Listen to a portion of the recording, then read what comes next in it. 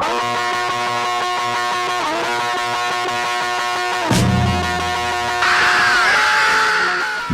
back to the Haney Biz Project with host Mark Haney. All right. Welcome back to the Haney Biz Project, brought to you courtesy of Sun System Technology. I'm Mark Haney, and today I am joined by the CEO of everyone's favorite pizza place, Chicago Fire. Eric Schnetz is in the house. How you doing, Eric? Great, Mark. Great to be here. Thanks for having me. I appreciate you coming down to Mark Tank. We're going to hear a little bit about Chicago Fire, but we want to get to know you a little bit personally. Who is Eric Schnetz?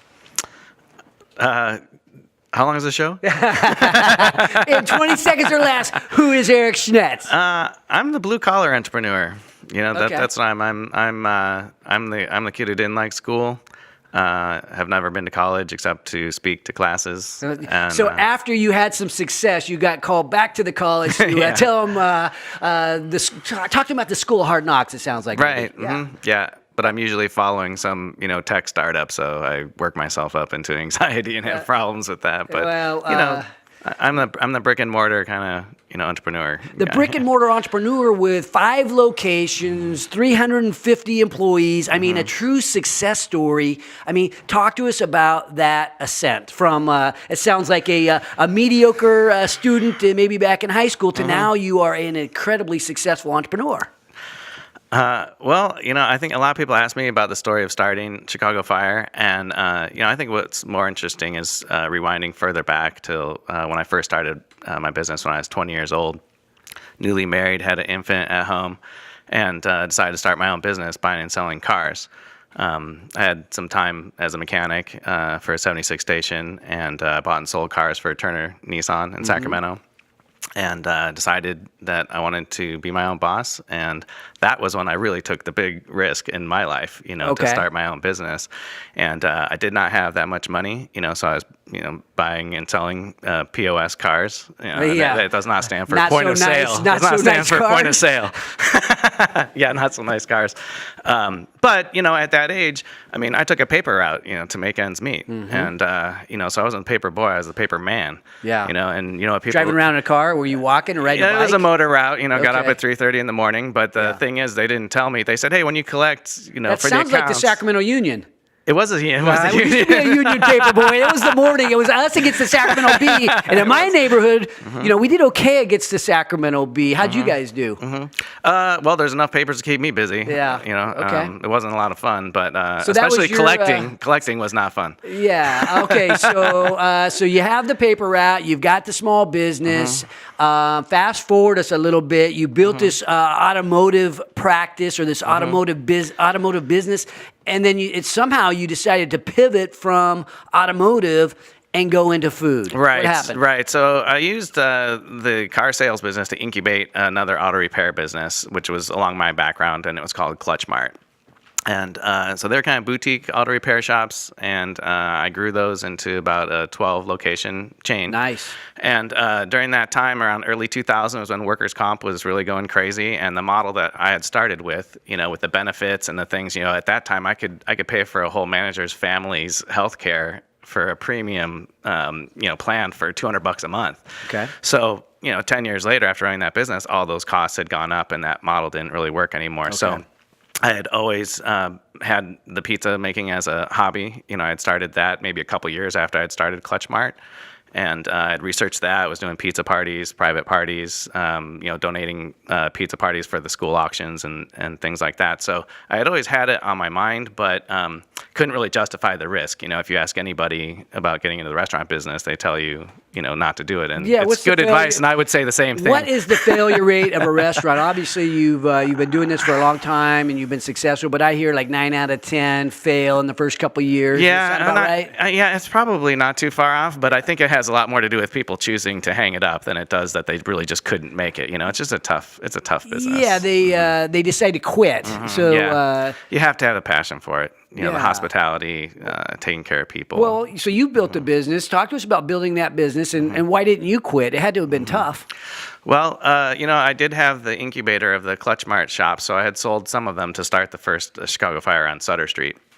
And so I had some income to support me, through that early stages, but it also was a really good concept. I had researched it for so long. I'd go back to Chicago, visit restaurants, did some corporate espionage, dumpster diving, check out tell me about ingredients. so and a lot things of like people that. you hear about dumpster diving. They're dumpster diving for food. What were you dumpster diving for? I was dumpster diving for information. For recipe information, Sure. like how to make a good pizza. Absolutely. Even just one ingredient, and I would take that back. I would just rip off a flap off a box and stick it in Wow. a file, and I'd bring it back to California and work it into my recipes and just see if it made things better or not. Because back then, people were pretty tight-lipped about, these dumpsters were locked, some of them, and or they just had plain white buckets. Did you ever have like pizzas where you thought, you know what, I made this, I think it tastes good to me, but the customer just doesn't like it? No. That never happened? No. You never had, every big pizza was like somebody liked it. Yeah, I don't think we've had that problem. Well, have you ever, okay, so we talked about failing at the beginning of the show, right? There's certain kinds of failure that might appear to be more like testing, and then there's other kinds of failure that's like bad, catastrophic type stuff. Sure. Do you see a difference between the two? Yeah. I mean, I've had failures. I had failures at Clutch Mart. I had a location downtown San Francisco that never made a profit. I lost money there for years, and I eventually closed it.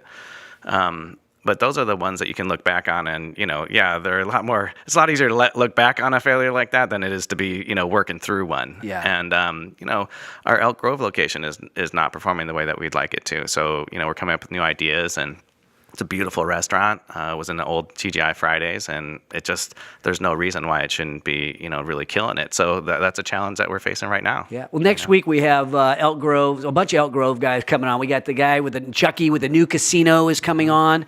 That's going to get built out there, along with city councilman and a guy from Grove too. So we're going to be having an Elk Grove show next week. So we'll have to mention go to Chicago Fire at Elk Grove. But the other locations are doing well. What's the secret to winning in your other locations?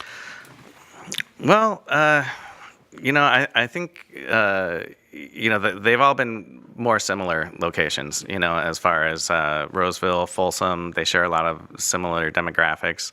I just think the location is maybe a half a mile outside the sweet spot there on Okay, Laguna. with Elk Grove? Mm-hmm. Yeah. Yeah, so we need to, come up with some creative ways to entice people to come down a little bit out of their way. Location is so important for anything brick and mortar, retail type thing. You want to have a great location, especially a restaurant.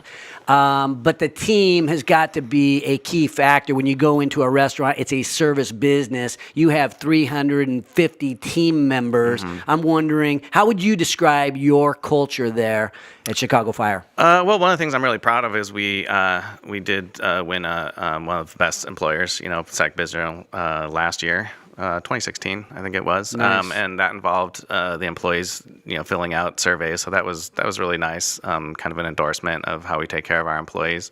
The culture is good. I mean, our turnover is lower than industry standards. When people leave Chicago Fire, a lot of times it's because they graduate from college or they're moving away, but not necessarily to jump across to the restaurant across the street, which is great. Yeah, I mean, with the Amazon effect in the press lately, they talked about Amazon opening up and how they will be attracting a number of the more entry level pieces of the workforce, in which I would think that would affect the restaurant business to have a huge employer moving to town like Amazon.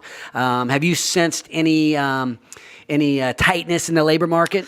No, labor market's always tight for restaurant Okay. business. It's hard to get good people. Absolutely, Okay. yeah. There's, despite the challenges and the difficulties in the industry of restaurant business, there's no shortage of new restaurants opening. Well, how do you guys get and keep your good employees? Mostly through referral base. We have a reward program for, especially for back of the house. Kitchen workers are a little bit harder to come by than the front of the house. Your front of the house are your college students and, high school grads that are bussing, hostessing, things like that. So you bring them in at low positions and then everybody moves up, Yeah, well, I mean, we only have about a minute left.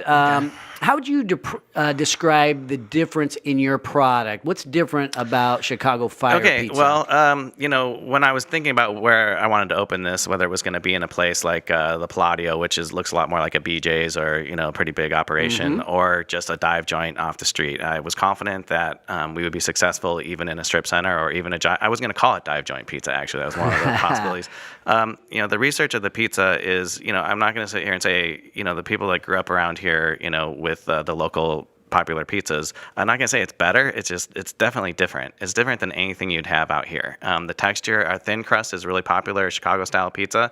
That's a thing that locals in Chicago that are come out here, they come in for our thin crust, and the California people come in for our deep dish, so they want Chicago style.